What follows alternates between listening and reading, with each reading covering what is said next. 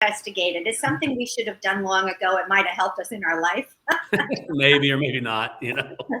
I like to say I'm related to Abigail because she was really the cool one. But, you know, it's fine. Well, so we're going live here. Good morning, everybody. We'll give everyone a few minutes to log in and log on. And so we're excited for today's Unscripted. So we'll give a few minutes and I'll introduce everybody to Cheryl McAuliffe, who's our guest. In just a few minutes, we'll give about 3 minutes for everybody to get on, Cheryl, so you can be prepared. We'll go live. We're live right now, but we'll start. Take a sip of water. Go ahead. Whatever you need.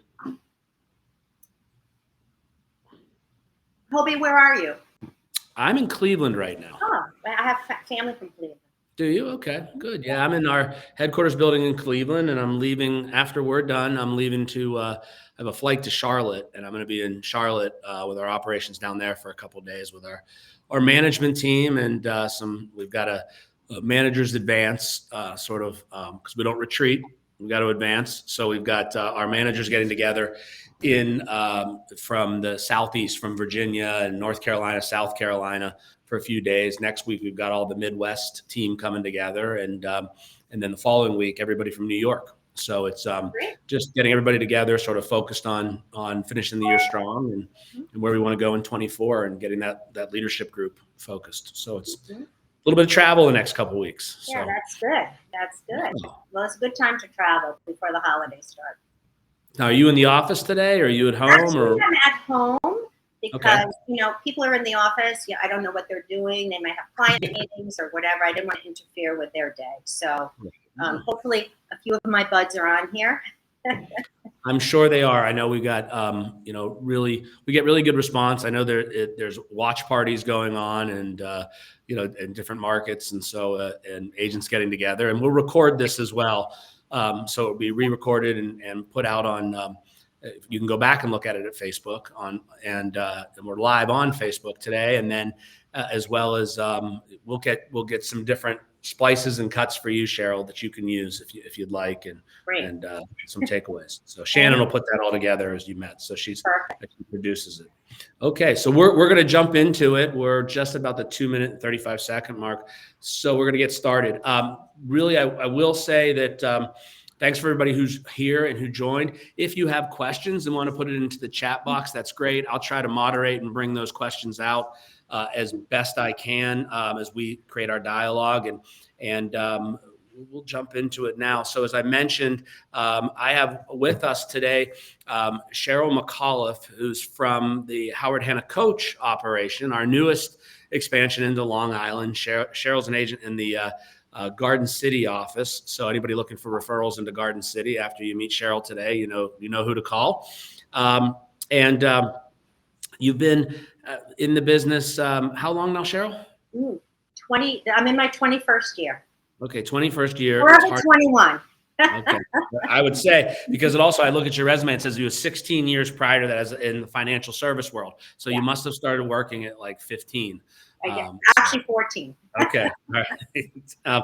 And I also, just so people understand who haven't met you, I'm sure everybody at the Howard Hanna Coach Group knows you and knows your reputation, but you consistently be in the top 2.5% of all the coach performers, the 700 agents strong, been one of the top agents at that organization throughout the company. That would also put you in what we refer to as our best of the best group for the agents out there from the Hanna legacy markets, that really top of the top agents. And just have had from what I understand from talking to Whitney and speaking with others, is that you've just been just a core energy positive member of the Coach, now Howard Hanna Coach organization for all those years. And when I said to Whitney, who can we have from the Coach family be on Unscripted, she was right off the top of her list. She said, you got to call Cheryl. She'll be great. So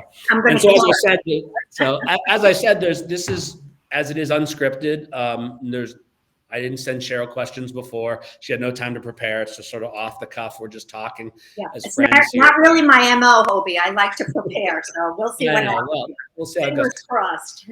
So I thought we would just talk. Well, obviously this is real estate, and that's what a lot of people are listening to. But what I like to get into, just we can talk about the market. We can talk about a lot of things today. But if we start with that, you've had a great career. You've seen markets, different markets up and down over those forever 21 years. So what, in 2023, as you've looked at the year, where do you think some challenges have been for you, and where have you had some opportunities that you would share with others that they maybe could learn from?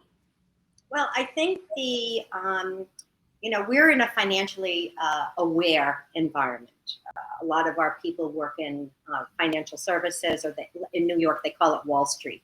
Yeah. So people are rate sensitive. They have all sorts of in-depth. I mean, these people are very involved, and they know, and they have predictions. They have access to a lot of information. Garden City is a hyper local, and I would say it's actually even deeper than a hyper local market. It's an intra hyper local market, in that we have different neighborhoods. We're one of the first planned communities in the United States, and people have their preferred areas where they want to live. What's unique about it, other than being the planned community, is a lot of people choose to come back here and live after they've gone off to college. So they choose to come back for a number of reasons. Access to the city, it's a lovely place to live, the schools are good, et cetera, et cetera. The challenge that this environment has presented to us is that our inventory, like most other places, is not what we would like it to be, because people are very rate sensitive. And I was talking to a gal yesterday, and she has a 2.875 mortgage, and she said, I needed more space. She said, but I am never giving that up. She's a working mom, 2 kids, and she's like, forget it, we're doing an addition.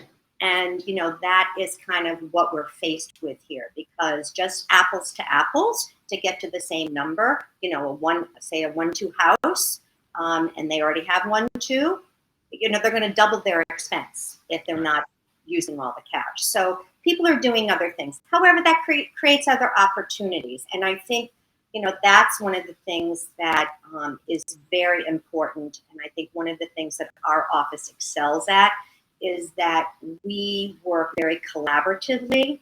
And, we can sit down with our people, and we can reach out to our management and say, you know what, I'm stuck. The business used to come over the threshold. We were so busy. We had like 6 listings going at a time. We had buyers. We had all sorts of things happening. And now we're like, what do we do now? Yeah. And it's just like, we were joking about the Hoby cats before, but, it's like we're on a sail and the wind has changed and we have to adjust. And the way that we have to do that is we have to come up with new strategies and kind of take advantage of what we can because of those opportunities. So you may have buyers who are going to stay where they are and do an addition. So you gotta work. You gotta help them. You've got to say, let me introduce you as a couple of builders, because the builders right now, the very popular ones, are out a year and a half. So you've got a lot of people who are stuck in their house because their interest rate is too attractive. They can't do the construction because the builders are out and the architects are out for a year. And so, hey, how about a vacation house? Maybe you want to go to out east. Maybe you want to go to Colorado. Maybe you want to go to Florida. What are you thinking? How are you going to bridge this gap to keep everything going the way that you want it to? How can we be of help to you? Right. No, that's a good conversation. Yeah. So in that conversation, and I know that's a challenge we're seeing everywhere. I spoke with somebody yesterday who's more of a Wall Street person about the effect of interest rates. And he's, an investment banker who's like, oh, well, their biggest challenge is that, the market's had a challenging year and there's not really companies going public. And then on the flip side, he deals with a lot of private equity firms, and he said they're sort of stuck. He goes, I imagine it's like you. They're stuck looking at what the rates are today versus what they were 2 years ago, so they haven't deployed their capital. But they will get to a point where, okay, this is the new norm, and I've got to continue to do business, so I'm going to deploy capital. And what's interesting on the other side of that coin is that's the seller mentality for a lot of people. And we have a lot of entrepreneurs, and just not Wall Street people that live here. Lots of entrepreneurs, people that own their own businesses, attorneys, all that sort of thing. But on the other side of that coin, what's most surprising, I think, and maybe you'll chime in on this, is the buyers seem to be okay. Well, that's what I was, yeah, that's what I was going to ask you is that I was wondering in your market, most markets, what I've seen is that the rates last year at this time when the rates really ticked up, it caused pause for the buyers. Yes.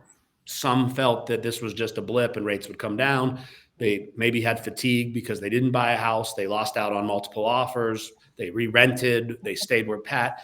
But what we're seeing across the markets is we still have this tremendous buyer demand. So we haven't seen prices drop really. We haven't seen any of the effects of interest rates. It's been really the effect has been on the seller. And that seller who's sitting there going, I'm at a 3% rate at 2.9. To your story, do I do an addition? Do I just wait? I don't need space. So that's what I was curious. In your market, are you still seeing buyer demand, but just there's nowhere to place them? We have a list a mile long. And you know what? I think the key message there is you have to pull every skill that you have and you have to sit down with those buyers and you have to strategize because you have people that are waiving, buyers. You're usually in a multiple offer situation. And you know what? It's not easy to win. You've got to sit down with that buyer ahead of time and you've got to find out what is their capability, what is their risk tolerance, what are their attorneys saying, what is their attorney advising them. But a lot of people are waiving things that, I'm from New England. I'm like, I wear a belt and suspenders. So, I'm not waiving anything if I can avoid that. Maybe mortgage contingency or something like that. But, the engineer, maybe have a contractor walk through. I don't know. People are doing all sorts of things. And then some people getting a little cagey. They're like, oh, I just need someone to look at something in the basement who's actually an engineer. And they say they waive the engineer. So, or the engineer is only for informational purposes or something like that. But the bottom line is when you're working with buyers, you have to sit down with them and spend that 2 to 3 hours looking at their capability, their mindset, how many houses have they lost, what are they willing to do, and polish up their offer. And, a shout out to one of our affiliations is our Embrace Mortgage. They have this incredible product where you can get a pre-commitment. You can waive the appraisal because they have this algorithm that figures it out. And it's if you're not an all cash buyer, I think you have to do that type of a product. Yeah, we introduced through Howard Hanna Mortgage Services and First Private, all of our mortgage companies. Last year, and it's been one of the great programs we introduced is what we call our cash guarantee mortgage. It's the same thing. It's we qualify the buyer so they are a cash buyer. We remove all contingencies. We remove not only the appraisal or a contingency of an appraisal, but it truly is a cash buyer, which we're standing behind. So if something happens, the offer is accepted and something happens, our mortgage company's buying the house. So the seller knows that there's a guaranteed close. And it's been a tremendous product because, even you've got that pre-approved buyer, there's so many cash buyers in place, so many people who financially feel comfortable to remove the contingency. And we actually initiated it because a lot of our agents said that, they just are nervous to advise a client to remove the contingency, even if they know the client has all the wherewithal. Right. That, not just New Englanders, but a lot of people would be conservative about that. Right. So, those types of programs really can make a difference.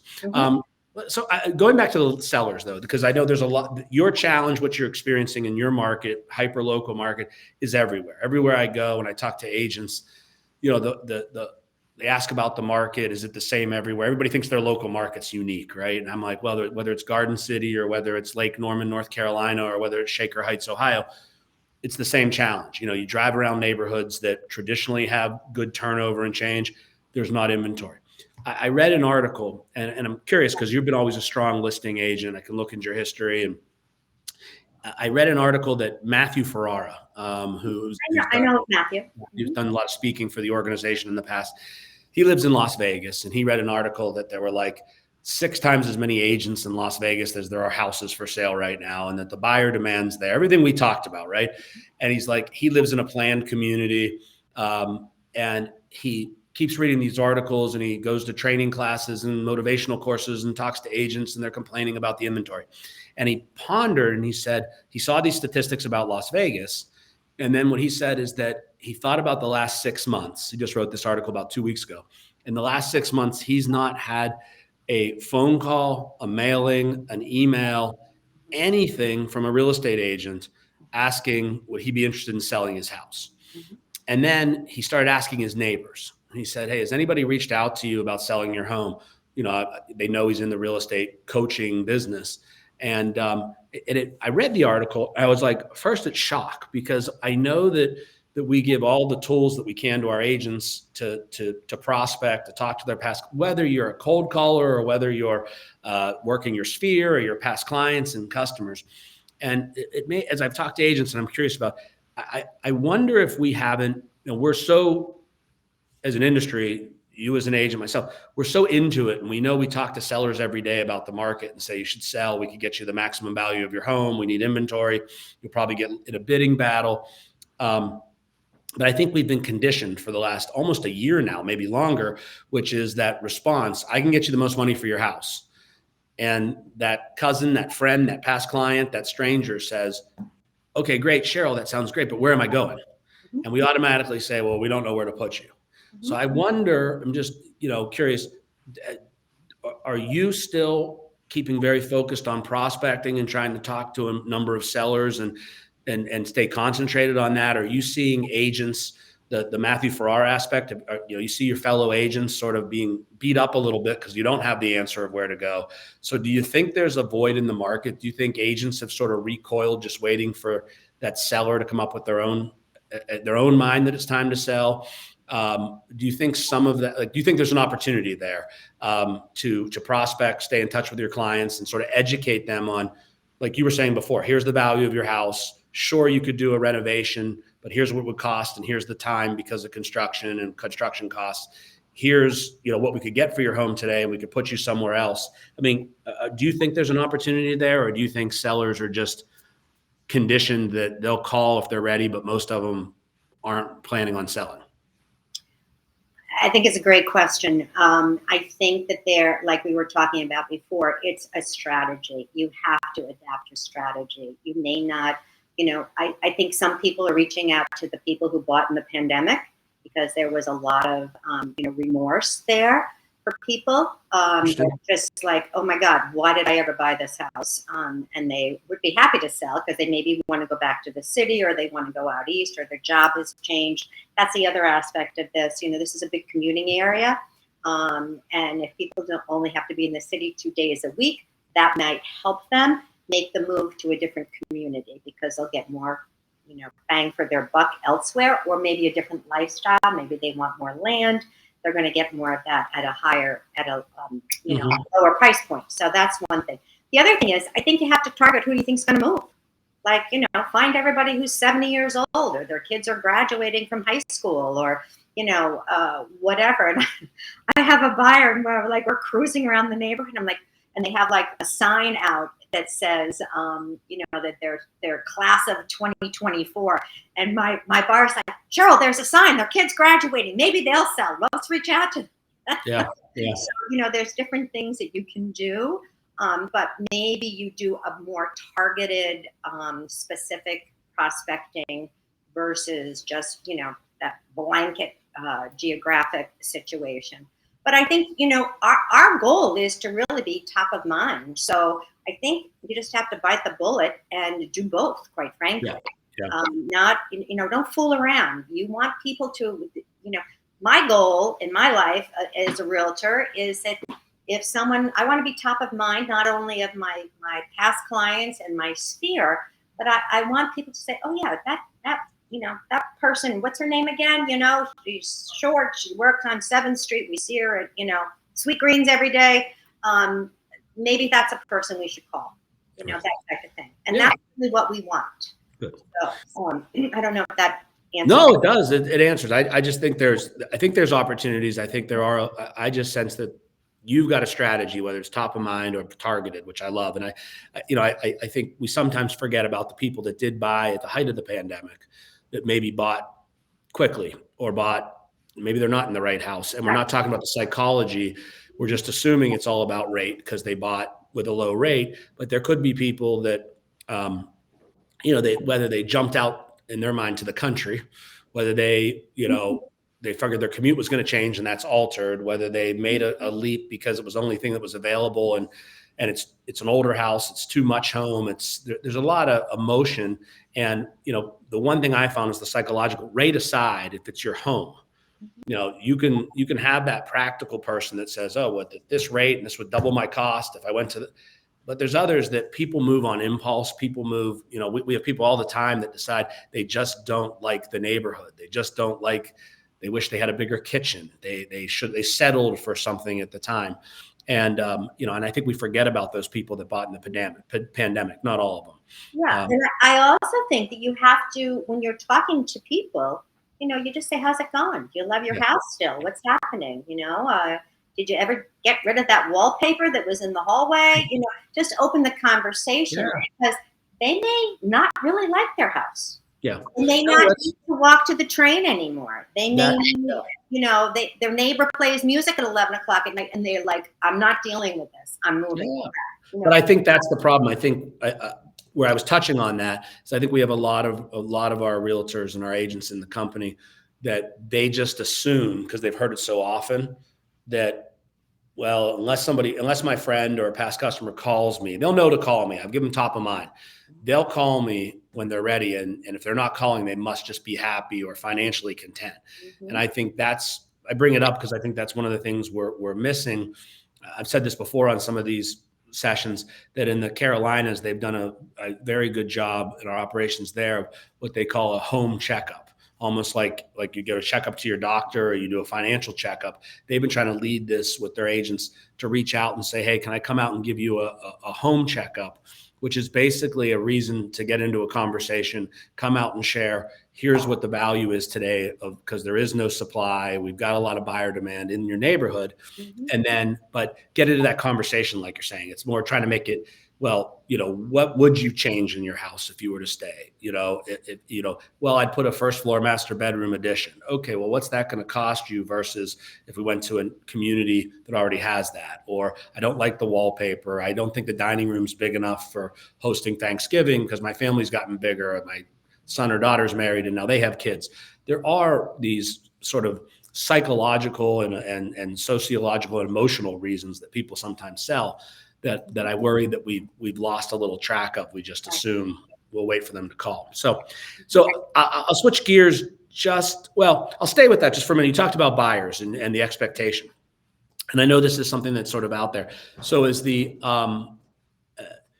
how prevalent in your market is the concept of listing a buyer, sitting and saying, like signing an actual buyer contract? It's an exclusive buyer agency contract. It says for the next 3 to 4 months, here's all that I'm going to offer you from a fiduciary perspective. And you're going to work with me. And if I don't get paid a commission from somebody, you're going to pay it. Are you seeing any of that in your market, especially with a lot of this NAR change and so forth? Well, I think that as we go forward, we get more comfortable with that conversation. Initially, people really struggled with that, but it's something that I think you have to do.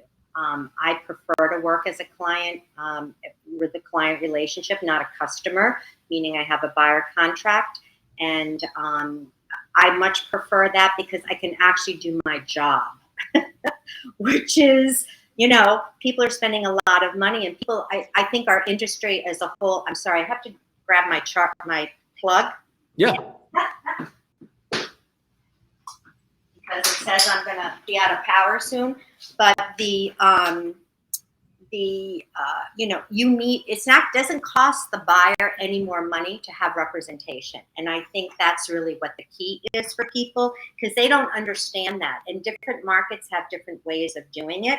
But I think if you are going to give your heart and soul to someone for, 2 or 3 months while they're buying a house and they're going through the aggravation, and you're speaking to them at Thursday night at, 10 o'clock at night, you want to know that you're not working for free. There is a business model that can help this work. And that is that. And then you don't have to be disappointed that this wonderful person just happened to walk into an open house that was their dream house that you didn't even know they were going to, because they never told you they would consider that style of a house. And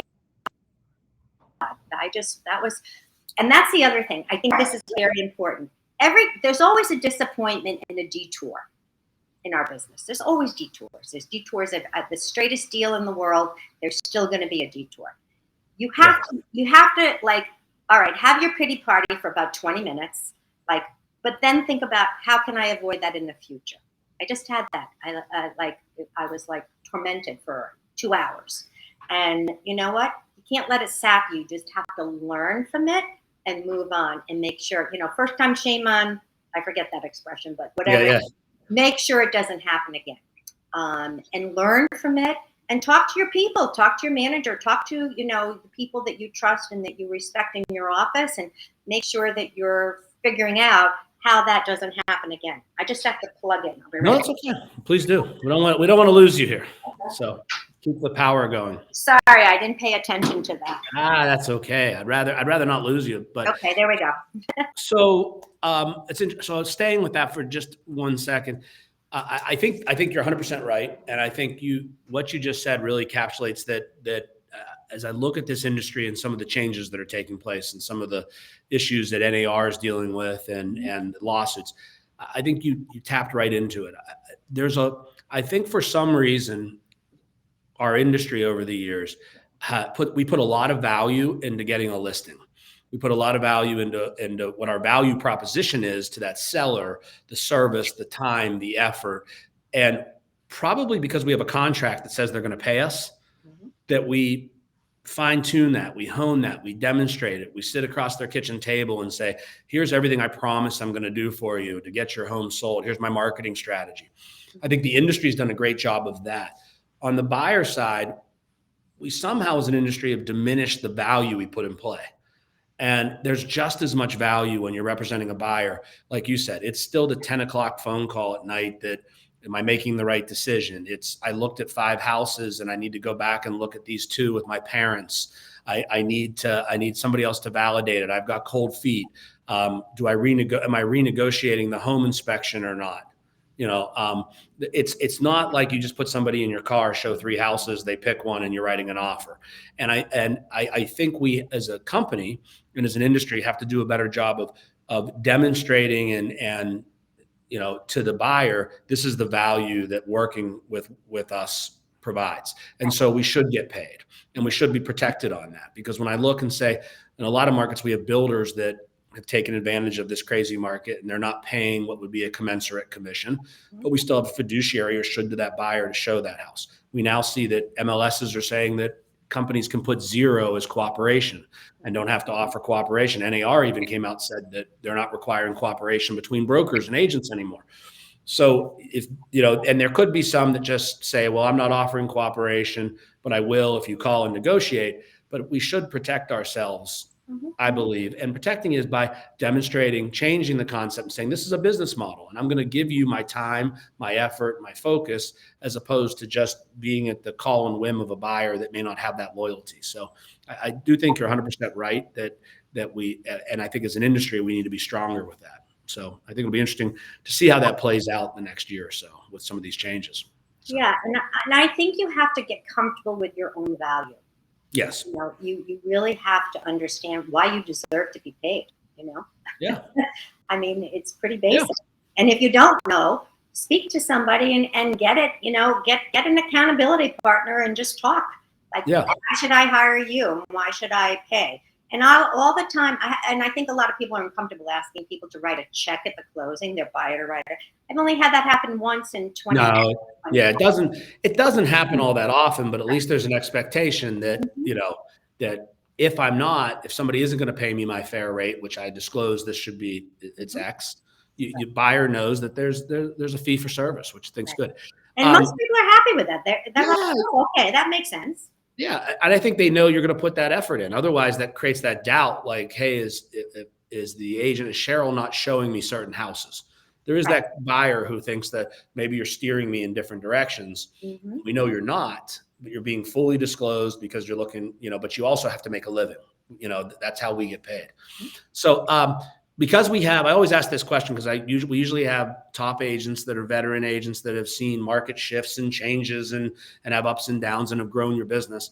But we have a lot of newer agents to the business that are looking for advice or looking for mentoring. there's an audience out there that will see this, of agents, both at our company and others. If you could give one piece of advice to an agent that's come into the business just in the last couple of years, hasn't been in for 21 years, they've come in and let's just say they came in 2021 and now it's end of 2023. They would have seen a drastic shift and change in that period of time in the market, in the housing industry. What advice could you give them to continue to build their business and have stability? If you were, knowing what and knowing the market, what would you share with your colleagues that are newer to the industry? Another great question. But I would say that this is for all of us, not for the rookies, because if you're not learning every day in this business, because every transaction is different, every buyer is different, every seller, every attorney, that's the one thing about, real estate. There's no deal that is exactly the like. We learn at least one thing every day. And I think the best thing to do is to find people who may be smarter than you about real estate from experience or whatever, who have a different style from you, who bring something different to the table. Like me, I'm horrible with technology, as evidence I had to plug the thing in. But you know what? I'll go toe to toe with anybody in a listing presentation, whether it's a buyer or a seller. And I think that you need to build relationships with all of these people, and you need to take almost like a best practices, almost like, take a page out of everybody's book. Like, ask people, go to them and say, look, I'm new. What do you think I should be doing? Buy them a cup of coffee, buy them lunch, I'll do an open house for you if you give me 2 hours of your time. Live on a two-way street and offer and give. And I think if you work when you're choosing your office to work in, like one of the things that I love about my office, we are collaborative. If I need help, and I do a lot, even though, I've been doing this a long time, I've got 6 people I could call last night at 10 o'clock and say, I am struggling here. I need some input. I need some advice. What do you think you would do in this situation? And I think we have those people. Because we're competitive. Don't forget, we're all competing. But be competitive with yourself. Yes. And not, you don't have to be competitive with your other people. You're going to have the people that you trust. You're going to have the people that you build those relationships with. But I would say, try to figure, in answer to your question, try to find the people that you want to take a page out of their book, and then put it together and write your own book. Be who you want to be. I'm not going to drive a Porsche and, do all these kind of things that people do all the time. Yeah. It's usually just the guys in our area. But it's really figure out who you are and fit those best practices into who you want to be. And if you don't know who you want to be in real estate yet, just try to work with people and volunteer and say, hey, I'll do an open house for free. I want to learn from you. I want to see what you do. Is that okay? Yeah, I think you tap into that. Everybody in our company culture, whether it's with the Howard Hanna coach side or the oldest legacy market in Pittsburgh, that we talk a lot about culture and what's similar and what's the same. I think that's one of those things is that we've, knowing the way the Finn LaCosta family built the company, knowing the way that we build our company, it is having this community sense of branch offices. It is, yes, it's competitive, compete with yourself, but realize that this team here, they want you to succeed. They want the whole office to succeed. So the environment of an office, learning from the mentors, the people that are there. I know when I started my career, I could ask a lot of questions. I had one agent say to me once, you can ask me any question, just don't let it be a stupid question. That was, off-putting, but you had to know the individual. Thank you. Yeah. But at the same time, it was an environment that was supportive for the most part. It was people that if I had the question at 10 o'clock and I couldn't find my manager, I knew I could call, and people figured, okay, well, that will reciprocate because there's going to be a day I need to call you, because everybody has different strengths. Everybody has personalities that are successful in the business. And I love your advice that learn from people but be you. Learn what take away and what fits your personality, because you're never going to, nobody's going to be Cheryl. There's only one Cheryl, and that's yeah. So my last question for you, because we're sort of like right into that 30-minute wheelhouse here. My last question, just to conclude. So as you look at closing out the year strong for you and for your business and rolling into 24, what is the one thing that we as a company can do to help you achieve your success? Good question. That's, let me think about that for a second. I think that branding, I don't think that, the name Howard Hanna is not that well known on Long Island. Mm-hmm. And I think we have to work on that branding a little stronger. I think that would be helpful. And I think also one of the things that I've been talking about a little bit is, our MLS, and this, I don't know if you've ever seen our market analysis, that the CMA that we're allowed to do through our MLS. It looks like it's from 1972. Okay. And we need to upgrade that into a beautiful digital CMA that we can send out, because right now we kind of hide it in the back and, oh, here's the comps, and not show the rest of the thing because they just haven't kept up with the technology. And I think we can help you. I know about the CMA, and I think we have something that Whitney's getting ready to announce. We use a wonderful digital CMA in other markets, so we're bringing that to the marketplace.